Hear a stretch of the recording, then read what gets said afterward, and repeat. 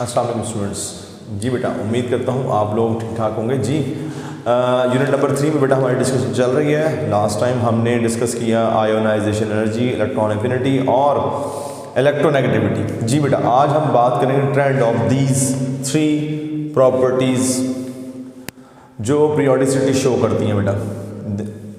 अब बेटा ये इसमें एक छोटी सी ट्रिक मैं आपको बताऊंगा कि आप इन तीनों प्रॉपर्टीज़ का ट्रेंड जो है वो एक साथ ही जो है ना वो तैयार कर सकते हैं। और इसी के साथ बहुत इंपॉर्टेंट शॉर्ट क्वेश्चन, इनकी reasoning, why ionisation energy decrease in a group increase in a period, why electron affinity decrease in a group increase in a period, why electronegativity decrease in a group and increase in the period. इन तमाम questions के answer जो हैं वो इस lecture में होगा, तो गौर से फुल कंसंट्रेशन के साथ अटैच रहें। इंशाल्लाह ये बड़ा आसान लेक्चर होगा और बड़ी जल्दी आपको समझ आएगा। जी बेटा, ये मैंने 2 एटम यहाँ आपके सामने ड्रॉ किए हुए हैं। अगर मैं इसको एटम ए कह दूँ और इसको एटम बी कह दूँ, ये बेटा आपको समझाने के लिए, तो ज़रा गौर कीजिएगा इन दोनों में डिफरेंस किस चीज़ का है।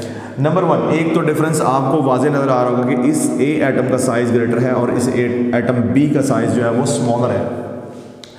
और इसके अलावा अगर आप देखें, ये सेंटर में मैंने न्यूक्लियस ड्रॉ किया हुआ है। इसके न्यूक्लियस में 3 प्रोटॉन्स हैं, इसलिए 3 इलेक्ट्रॉन्स मैंने ड्रॉ किए हैं। इसके न्यूक्लियस में 4 प्रोटॉन्स हैं और ये मैंने 4 इलेक्ट्रॉन्स जो हैं वो ड्रॉ किए हैं। इनमें सिमिलरिटीज़ क्या है? इसमें भी 2 शेल्स हैं, इसमें भी 2 शेल्स हैं, इसमें इनर इलेक्ट्रॉन्स 2 हैं, इसमें भी इनर इलेक्ट्रॉन्स 2 हैं। ठीक है, लेकिन इसमें देखें एक्सरसाइज का डिफरेंस क्यों आ रहा है वो हमें यहाँ से पता लग जाएगा कि ये 3 प्रोटॉन वाला न्यूक्लियस है और ये 4 प्रोटॉन वाला न्यूक्लियस है। ये न्यूक्लियस अपने वैलेंस शेल पर ज़्यादा फोर्स लगा रहा है, जिसकी वजह से ये जो शेल है इसके करीब हो गए और इसका साइज़ जो है वो कम हो गया है। मतलब आपने याद रखना है कि जो स्मॉलर साइज एटम है उनके न्यूक्लियस क्या करते हैं, अपने वैलेंस शेल पर ज़्यादा फोर्स लगाते हैं, ज़्यादा अट्रैक्ट करते हैं। ठीक है बेटा, अब हम देखेंगे आयोनाइजेशन एनर्जी को कि आयोनाइजेशन एनर्जी का साइज़ के साथ क्या रिलेशन होगा। देखें, अगर मैं कहूँ मैंने इलेक्ट्रॉन निकालना है बी में से और ए में से, तो मुझे ज़्यादा आसानी से किस में से निकल आएगा?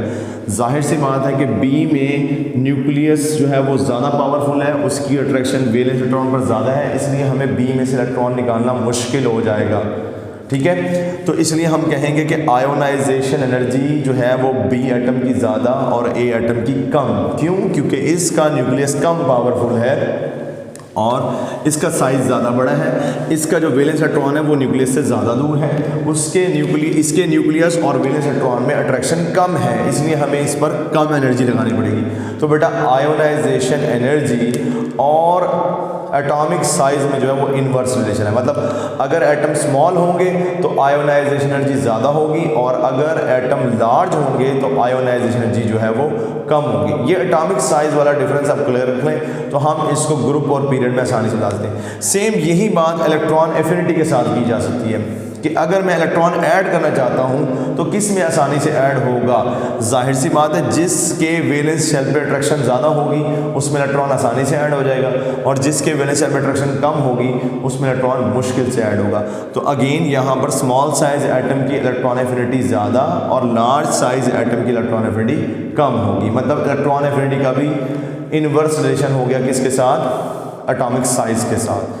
स्मॉलर एटम्स की हाई इलेक्ट्रॉन एफिनिटी होगी और लार्जर एटम की स्मॉल इलेक्ट्रॉन एफिनिटी होगी, या हम कह सकते हैं कम होगी। सेम इलेक्ट्रोनेगेटिविटी की बात करें तो बेटा अगर इन दोनों के दरमियान इलेक्ट्रॉन हम रख दें एक शेड बेटा इलेक्ट्रॉन, तो जाहिर सी बात है ये वैलेंस इलेक्ट्रॉन पर ज़्यादा अट्रैक्शन लगा रहा है, इसका न्यूक्लियस ज़्यादा पावरफुल है, तो वो इलेक्ट्रॉनिक पेयर को अपनी तरफ ज़्यादा अट्रैक्ट करेगा। इसलिए हम कहेंगे कि स्मॉल साइज़ जो एटम है उनकी इलेक्ट्रोनेगेटिविटी ज़्यादा और जो लार्ज साइज़ एटम है उनकी इलेक्ट्रोनेगेटिविटी कम। तो ये बेटा देखें, इन तीनों प्रॉपर्टीज़ का जो रिलेशन है वो एटॉमिक साइज़ के साथ, मैं ये कह सकता हूँ कि इन तीनों प्रॉपर्टीज़ का एटॉमिक साइज़ के साथ जो रिलेशन बन रहा है वो आई थिंक कि वो इनवर्स है बेटा। ये इस तरह से हम कह सकते हैं कि ये एटॉमिक साइज़ के साथ इनवर्सली रिलेट कर रही हैं। इसी बात को सामने रखते हुए बड़ी आसानी से हम इसके ट्रेंड को एक्सप्लेन कर सकते हैं। ग्रुप मैंने यहाँ पर लिख दिया है, इसी के साथ मैं पीरियड्स भी लिख दूंगा, लेकिन आप ग्रुप में समझें। देखें कि तीनों जो है, अब यहाँ मैंने ये जो है ना फिल इन द ब्लैंक्स छोड़ी हुई है, ये जगह मैंने खाली छोड़ी है। जिसका ट्रेंड आपने लिखना है उसको आप यहाँ लिख दें। फॉर एग्जाम्पल हम आयोनाइजेशन एनर्जी की बात करें, ionization energy is decrease in a group from top to bottom. क्यों, उसकी रीज़न बेटा ये शॉर्ट क्वेश्चन है, why ionized energy decrease in a group, because atomic size is decreased in a group from top to bottom. एक बात बेटा। दूसरी बात, because force of attraction between nucleus and valence electron जो होगा बेटा ये डिक्रीज होगी, वैलेंस इलेक्ट्रॉन में is decreased in a group from top to bottom, वो डिक्रीज होती है। ठीक होगी बात। तो ये बेटा हमारा हो गया इसमें ग्रुप में ट्रेंड और उसकी रीजन। सेम आप इसी तरह की बात करेंगे, लेकिन ये बिल्कुल उलट हो जाएगा। क्यों? क्योंकि जब हम पीरियड में मूव करते हैं तो एटॉमिक साइज डिक्रीज होता है। तो यहाँ पर हम क्या कहेंगे, जब एटॉमिक साइज डिक्रीज होगा तो ये तमाम प्रॉपर्टीज क्या हो जाएंगी बेटा, इसमें हम कहेंगे कि आयोनाइजेशन एनर्जी जो है वो क्या होगी बेटा, इंक्रीज्ड हो जाएगी। ठीक है जी, इज इंक्रीज्ड इन ग्रुप की जगह पर क्या आ जाएगा बेटा, पीरियड। और बेटा यहाँ पर हम क्या करेंगे, फ्रॉम टॉप की जगह पर क्या लिखेंगे, लेफ्ट, क्योंकि हम पीरियड में लेफ्ट टू राइट मूव करते हैं। तो बॉटम की जगह पर क्या आ जाएगा बेटा, राइट। तो ये ले, यही बात आपके लिए पीरियड में ट्रेंड बन जाएगा। और बेटा रीजन क्या बनेगी, reason because atomic size is decrease नहीं लिखेंगे। अब हम क्या करेंगे, एटॉमिक साइज यहाँ पर जो है वो इसमें हाँ डिक्रीज, और उसमें बेटा ग्रुप में जो हो रहा होगा वो इंक्रीज होगा बेटा, बिकॉज एटॉमिक साइज ग्रुप में जो है बेटा वो इंक्रीज हो रहा होता है। इसको हम अगर कर लें तो ये यहाँ पर डिक्रीज इंक्रीज है, ग्रुप में इंक्रीज हो रहा था। तो यहाँ बेटा जब मैं इसको चेंज करूँगा पीरियड में क्या होगा, एटॉमिक साइज डिक्रीज हो रहा होगा, is decreased in a period. Group की जगह पर क्या हो जाएगा बेटा, पीरियड। फ्रॉम टॉप की जगह पर क्या हो जाएगा बेटा, लेफ्ट। और बॉटम की जगह पर क्या हो जाएगा, राइट। ये लीजिए एक रीजन। दूसरी रीजन क्या होगा, यहाँ force of attraction between nuclear valence electron क्या हो रही है, डिक्रीज। तो बेटा पीरियड में क्या हो जाएंगी, पीरियड में ये हो जाएंगी इंक्रीज्ड। यानी कि उसके ही बाद आप उसी बात को रिवर्स कर लें, फ्रॉम इन अ ग्रुप की जगह पर यहाँ हम कर लेंगे पीरियड,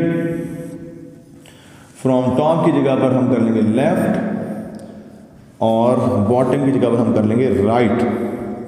तो इस तरह से बेटा ये हमारे पास ग्रुप और पीरियड में हम इसको डिफाइन कर सकते हैं और उसकी रीजनिंग भी दे सकते हैं। ये दोनों रीज़न आपकी सबके लिए इस्तेमाल हो सकती हैं। ठीक है ना, आयोनाइज्ड एनर्जी के लिए, इलेक्ट्रॉन एफिनिटी के लिए और इलेक्ट्रोनेगेटिविटी के लिए भी। तो इन तीनों का ट्रेंड सेम होता है। रीज़न क्या है, रीज़न ये कि इन तीनों का एटॉमिक साइज के साथ सेम रिलेशन है। ये तीनों एटॉमिक साइज के साथ इनवर्सली रिलेट करती हैं। तो ये बेटा शॉर्ट क्वेश्चन भी आता है कि why ionisation energy and electron affinity have same trends in priority table. ठीक है, तो ये रीज़न भी हम यहाँ पर इसको बता सकते हैं। ठीक है बेटा, उम्मीद करता हूँ आपको ये समझ आया होगा। अगर कोई क्वेश्चन हो तो ज़रूर आप मुझे कमेंट्स कीजिएगा, और इसको वीडियो को लाइक करें, शेयर करें, और इसको बेल आइकन प्रेस करें ताकि आपको जो है फर्दर लेक्चर्स की डिटेल आपको मिलती रहे। अपना ख्याल रखिएगा। अल्लाह हाफिज़।